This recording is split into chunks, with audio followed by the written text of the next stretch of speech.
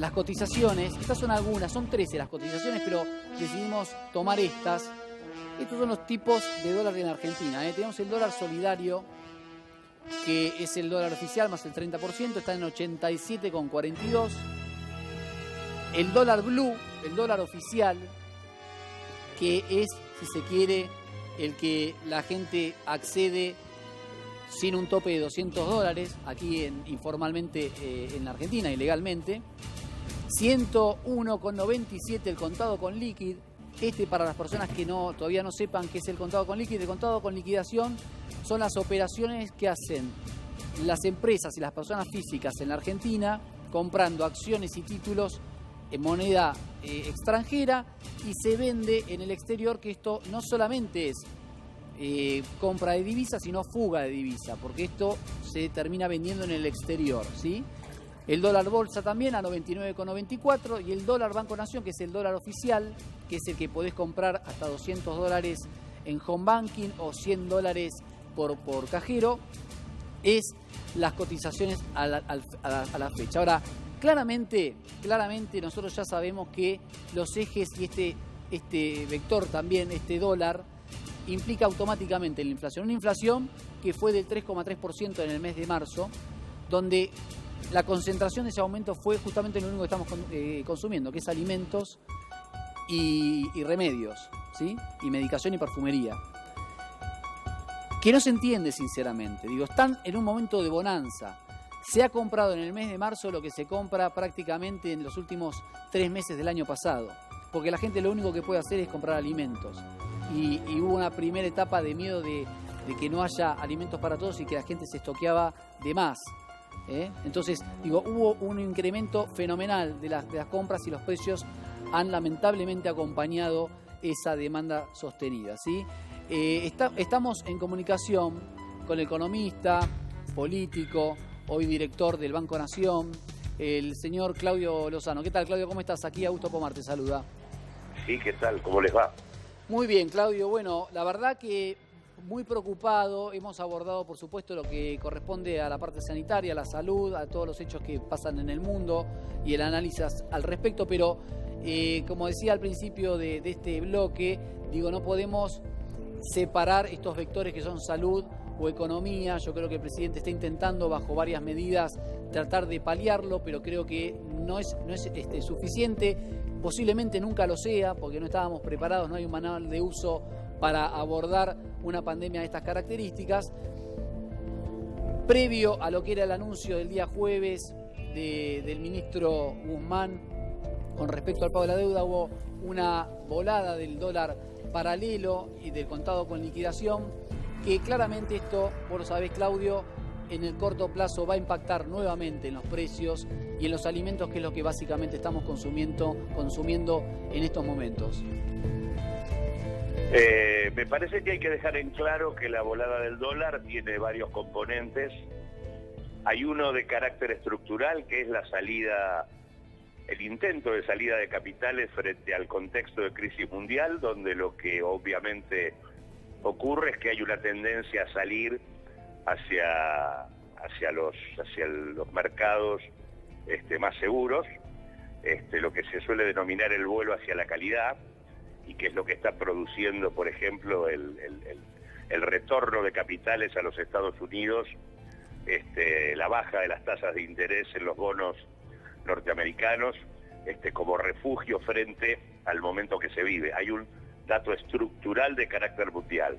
Y hay un dato local que tiene que ver con el hecho de el papel lamentable que han venido cumpliendo hasta acá, sobre todo los sectores vinculados a los grandes bancos privados, los cuales recibieron por parte del Banco Central una importante inyección de liquidez para prestar a las pymes. Así es. Y aproximadamente se les liberaron unos 400.000 millones de pesos que tenían por objeto central canalizar créditos a las pymes, y que en lugar de que tal cosa se hiciera, lo que comenzaron es a prestar para llevar adelante cauciones en la bolsa, en el marco de lo cual se desarrolló todo un proceso especulativo que es el que se expresa en el dólar MEP, y en el contado con liquid por arriba de los 100 pesos. Ahora, De hecho, Claudio, yo creo que, a ver, vos lo has dicho, me acuerdo en 1000 oportunidades, uno entiende la operación y la operatoria de los bancos. Ustedes no pueden desconocerlo porque de hecho yo sé que vos lo sabés, que era muy factible que esto suceda, que los bancos, si los llenás de la plata, en vez de dársela a las pymes para prestar, o parte de eso, iban a colocarlo y a refugiarlo y a sacarlo del país. ¿No había una manera de que el Banco Central instrumente que ese dinero era estrictamente para uso exclusivo de préstamos para el sistema productivo que está realmente necesitando ayuda financiera de una manera desesperada? sí, claro, por supuesto. Yo estaba describiendo el hecho casualmente para decir que lo que falló en este punto fue la operatoria del central. Es el central el que tiene la responsabilidad de fijarle las condiciones a los bancos y de penalizarlos adecuadamente cuando no cumplen, y de tener mecanismos de intervención que le permitan y los obligue a canalizar los recursos hacia donde deben ir. Ahora, de hecho, se viene corriendo detrás de los hechos en la práctica. Y objetivamente, bueno, luego de que ocurrió lo que ocurrió, el Banco Central saca una resolución impidiendo que los bancos intervengan en las operatorias de la bolsa. Pero bueno, esto pasa después. De hecho, a partir de allí, el viernes, hay una tendencia declinante en el dólar MEP, que es el dólar de la bolsa, y demás. Pero lo cierto, como vos bien decís, que acá no hay un comportamiento favorable para aportar en el marco de la crisis de los sectores de mayor capacidad económica. Ocurre con los grandes grupos empresarios que están despidiendo gente cuando tienen espaldas para sostener la situación. Está evidenciado en el comportamiento de los precios, sobre todo de las alimenticias o de los laboratorios y de medicamentos, que han venido facturando de manera monumental en los últimos años por encima del promedio de toda la economía, y que por lo tanto podrían hacer un aporte concreto en estas circunstancias. Y del mismo modo, por parte de los bancos, que no hacen ni cumplen la función que debieran cumplir. Y ciertamente lo que hay acá que hacer es reforzar el papel del Estado y el control sobre estos actores. Esta es la clave. Claro, pero lo que digo yo, el Banco Central en su momento no instrumentó y no tomó las medidas pertinentes para ese viernes fatídico con respecto a los jubilados, en coordinación con el resto de las entidades bancarias, para poder garantizar que no pasara lo que terminó pasando, que se podía hacer porque al día siguiente fue con total perfección. ¿Tuvieron poder de reacción? Sí, pero se pudo haber evitado lo del viernes. Ahí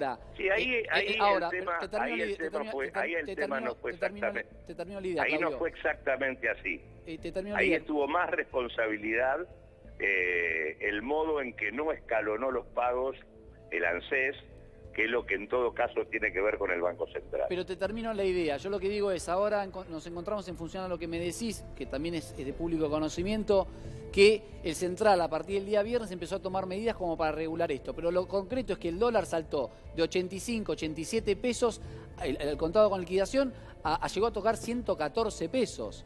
Sí, estamos diciendo exactamente lo mismo. Por eso estoy diciendo que la lógica acá es declarar de utilidad pública todas aquellas actividades fundamentales para afrontar la situación de la pandemia y permitir, por lo tanto, que el Estado tenga todos los mecanismos de intervención a su disposición para obligar a que cumplan dichos actores económicos con el rol que deben cumplir, que no lo están haciendo. Eso es algo que hay que hacer, porque, por ejemplo, el efecto del dólar MEP y del dólar blue y el dólar contado con liquid, en realidad sobre el funcionamiento de la economía puede ser absolutamente marginal o nulo, siempre y cuando vos tengas un adecuado control sobre la estructura de precios y siempre y cuando vos evites la fuga de capitales. Que no es el caso. Que no es el caso, pero puede serlo. No es que no existan herramientas para hacerlo. Está bien, pero lo que digo es que existen herramientas para hacerlo, y lo que me parece que hay que hacer es garantizar el mayor apoyo por parte de los distintos sectores de la comunidad y la mayor decisión por parte del Estado para asumir un dato clave en este contexto donde lo que uno tiene es una pandemia de esta naturaleza que hace que aproximadamente la mitad de la población mundial se encuentre en situación de cuarentena. Lo que desaparece y funciona de manera absolutamente imperfecta, mucho más imperfecta que siempre, es lo que se denomina mercado. Por lo tanto, lo que debe asumir el control de la situación para planificar qué producción hay que fomentar, qué consumo hay que tener y qué inversiones hay que realizar, lo tiene que definir el Estado y la comunidad. El mercado no está en capacidad de regular esto y por lo tanto se necesita tener decisión para intervenir en aquellas actividades centrales para afrontar este momento, para evitar lo que hay que evitar, que es que esto se caiga aún más, porque objetivamente lo que vos tenés en este contexto es una caída simultánea desde el lado de la demanda, porque se caen los ingresos, y desde el lado de la oferta, porque se cae la producción. Por lo tanto, el que tiene que intervenir acá es el Estado. ¿Tiene herramientas para hacerlo? Lo tiene. Hay que fortalecer la decisión política en esa dirección. A ver, Claudio, yo lo que digo también es cómo nos va a impactar esto en el corto plazo en los precios, ¿no? Podemos observar, si me lo permite la producción, simplemente en 5 alimentos, claramente la concentración del 3,3 de inflación que hubo en el mes de marzo se clavó en alimentos. Y digo, es lo más básico y es por lo que había supuestamente el gobierno... Es lo que viene pasando en los últimos 3 meses. Exactamente. Digo, entonces... todo el aumento central de los últimos 3 meses de la Argentina es el precio de los alimentos. Por ende está claro quiénes son los actores centrales sobre los que hay que ir. No son muchas empresas, ¿eh? A ver, son mirá, muy pocas. Vos fijate, y ahora te voy a contar una anécdota personal, a ver si me podés trasladar esa lógica que no la entiendo. Pero el tomate 45% en marzo aumentó. La naranja el 15%, el pollo entero 9,10, casi 10%, 9,4, perdón. El azúcar 8,5, la lechuga 7,5. Seleccionamos los primeros 5, pero son porcentajes que en otro país no se da en 3 años.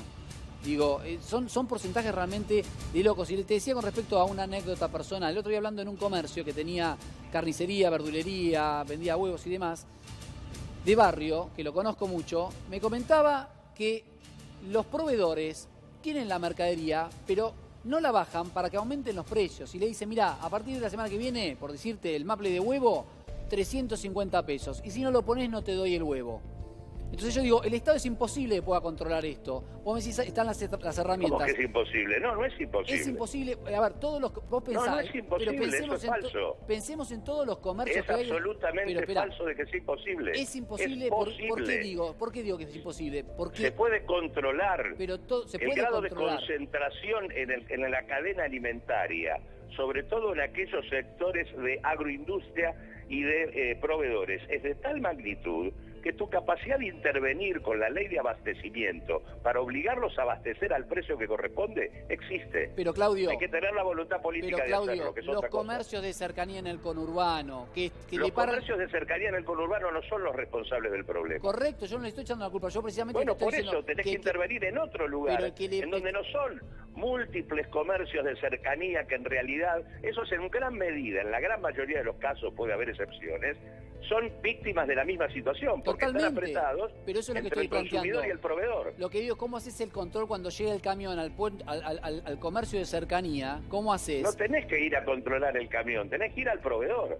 Está claro que tenga el proveedor, pero tenés que ir con la ley de abastecimiento obligándolo a abastecer al precio que corresponde.